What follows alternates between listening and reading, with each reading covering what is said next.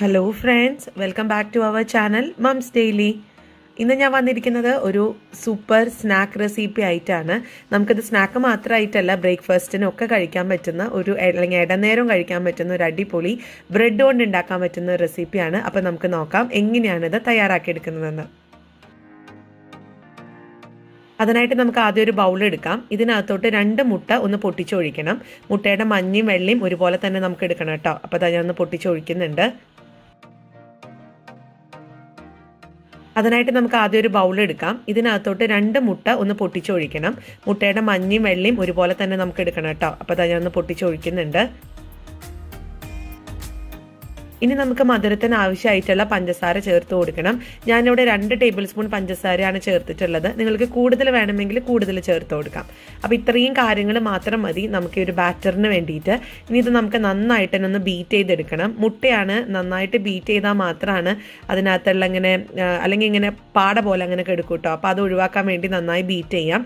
അപ്പോൾ ഞാൻ ആദ്യം സ്പൂൺ വെച്ചിട്ട് ചെയ്തെങ്കിലും പിന്നീട് വിസ്ക് വെച്ചിട്ടാണ് ഇതൊന്ന് നന്നായിട്ടൊന്ന് മിക്സ് ചെയ്തെടുക്കുന്നത്. അപ്പോൾ അതാ ഈ ഒരു രീതിക്കാണ് മിക്സ് ചെയ്തിട്ട് എടുത്തിട്ടുള്ളത്. നന്നായിട്ട് തന്നെ മിക്സ് ചെയ്യും വേണം. അപ്പോൾ അതവിടെ ഇരിക്കട്ടെ.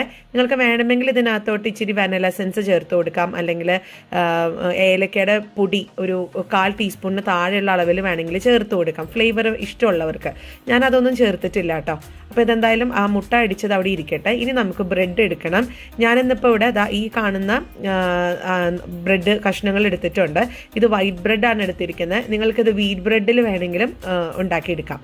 അപ്പം നമുക്ക് ആദ്യം ചെയ്യാനുള്ളത് ഈ ബ്രെഡിൻ്റെ ആ ക്രസ്റ്റ് ഒന്ന് എടുത്ത് മാറ്റി കളയണം. അപ്പം അതിനായിട്ട് ഞാനൊന്ന് മുറിച്ചെടുക്കുന്നുണ്ട്.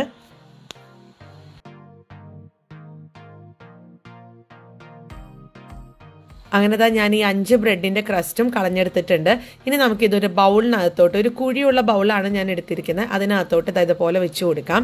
എന്നിട്ട് ഇതിൻ്റെ മേലെയാണ് നമ്മൾ ആ ഒരു മുട്ടയുടെ ഒരു ബാറ്റർ ഉണ്ടല്ലോ, അല്ലെങ്കിൽ മുട്ട ബീറ്റ് ചെയ്തിട്ടുള്ളത്, അത് ഇതിൻ്റെ മേലെ നമുക്കൊന്ന് ഒഴിച്ചു കൊടുക്കാം. അപ്പോൾ ഒഴിച്ചു കൊടുക്കുമ്പോൾ ഒരു സ്പൂണും കൂടെ ഒരു കയ്യിലെടുക്കുക.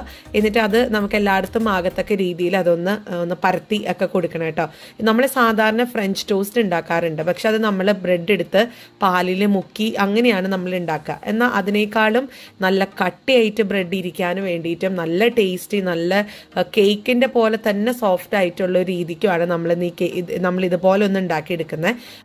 ഇനി നമുക്ക് ഇതൊരു ബ്രഷ് വെച്ചിട്ടോ അല്ലെങ്കിൽ ഇതുപോലെ ഒരു സ്പൂൺ വെച്ചിട്ടോ ഇതിൻ്റെ സൈഡുകളിലൊക്കെ ആകത്തക്ക രീതിയിൽ നന്നായിട്ട് തന്നെ ഒന്ന് ഇതുപോലെ ഒന്ന് സ്പ്രെഡ് ചെയ്ത് കൊടുക്കണം.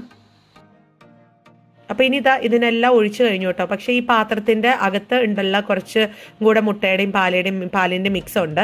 അത് എടുത്ത് ഇതുപോലെ സ്പൂണിലൊന്ന് കോരിയെടുത്ത് നമുക്ക് എല്ലായിടത്തേക്കും ഒന്ന് ആക്കി കൊടുക്കാം. അപ്പോൾ ഇങ്ങനെ ചെയ്യുന്നതിൻ്റെ ഇപ്പം നമുക്ക് വേണമെങ്കിൽ ഞാൻ നേരത്തെ പറഞ്ഞ പോലെ മുക്കിയെടുത്ത് ഫ്രഞ്ച് ടോസ്റ്റ് ഉണ്ടാക്കാം. പക്ഷേ ഇങ്ങനെ ചെയ്യുന്നത് വഴിയാണ് നമ്മുടെ കേക്കൊക്കെ നന്നായിട്ടൊന്ന് സോഫ്റ്റും നല്ല ഫ്ലഫി ആയിട്ടും വരത്തുള്ളൂ. അപ്പോൾ ഇനി ചെയ്യാനുള്ളത്, ഞാൻ ഈ ബ്രെഡിൻ്റെ സൈഡൊക്കെ ഒന്ന് ഷേപ്പ് ചെയ്ത്, ചിലപ്പോൾ അതിങ്ങനെ ഒത്തിരി അങ്ങ് കുതിർന്ന് പോകുന്നത് കൊണ്ട് ചിലപ്പോൾ അതിങ്ങനെ വിട്ടൊക്കെ നിൽക്കും. അപ്പോൾ അതുകൊണ്ട് അത് നമ്മുടെ ഈ ഒരു സ്പൂൺ വെച്ചിട്ടൊന്ന് ഒതുക്കി കൊടുത്താൽ മതി. ആ ഒരു ഷേപ്പിൽ അങ്ങ് ഇരുന്നോളും. എന്നിട്ട് ഇത് നമ്മളൊരു 5 മിനിറ്റ് ഞാനത് അവിടെ മാറ്റി വെച്ചിട്ടുണ്ടായിരുന്നു.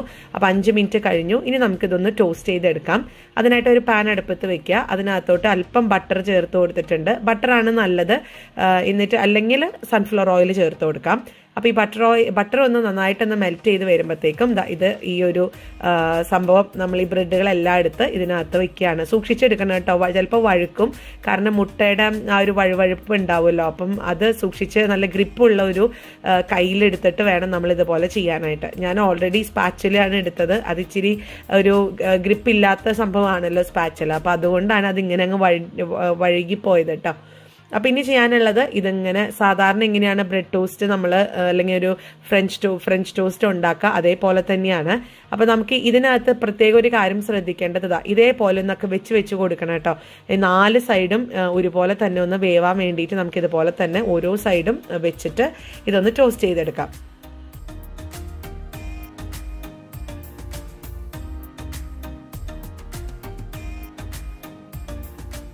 അങ്ങനെ 4 സൈഡും ടോസ്റ്റ് ചെയ്തെടുത്ത് വന്നിട്ടുള്ള നമ്മുടെ നല്ലൊരു സൂപ്പർ ആയിട്ടുള്ള ഫ്ലഫി ആയിട്ടുള്ള സോഫ്റ്റ് ആയിട്ടുള്ള ഫ്രഞ്ച് ടോസ്റ്റ് ഇവിടെ റെഡിയാണ്. അപ്പോൾ ഇതാ ഇതിന്റെ ഒരു സോഫ്റ്റ്നെസ് എങ്ങനെയാണെന്നുള്ളത് ഞാൻ കാണിക്കാം കേട്ടോ. ഇതിപ്പോൾ എൻ്റെ 4 സൈഡും നന്നായിട്ട് തന്നെ മുരിഞ്ഞ് വന്നിട്ടുണ്ട്. ഒരുമിച്ച് തന്നെ ക്ലബായിട്ട് തന്നെയാണ് ഇരിക്കുന്നത്.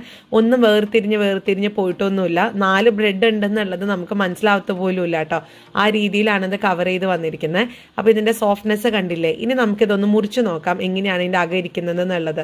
അപ്പം ഇതിന്റെ ഒരു എന്താ പറയാ, ശരിക്കും ഒരു കേക്ക് കഴിക്കുന്ന അതേ ടേസ്റ്റ് തന്നെയാണ്. നിങ്ങൾക്ക് വേണമെങ്കിൽ അല്പം വാനില എസൻസും കൂടെ ചേർത്ത് കഴിഞ്ഞാൽ പിന്നെ പറയും വേണ്ട, ശരിക്കും കേക്കിന്റെ ടേസ്റ്റ് തന്നെയാണ്. എല്ലാവരും തീർച്ചയായിട്ടും ട്രൈ ചെയ്ത് നോക്കുക. എന്നിട്ട് ഇഷ്ടപ്പെടുവാണെന്നുണ്ടെങ്കിൽ ലൈക്ക് ചെയ്യാനും ഷെയർ ചെയ്യാനും കമന്റ് ചെയ്യാനൊന്നും മറക്കരുത്. അതുപോലെ നമ്മുടെ ഈ ചാനൽ ആദ്യമായിട്ടാണ് കാണുന്നതെങ്കിൽ സബ്സ്ക്രൈബ് ചെയ്യാനും മറക്കരുത്. അപ്പം അടുത്തൊരു വീഡിയോ ആയിട്ട് നമുക്ക് ഉടനെ കാണാം. അൻറ്റിൽ ദെൻ ബൈ.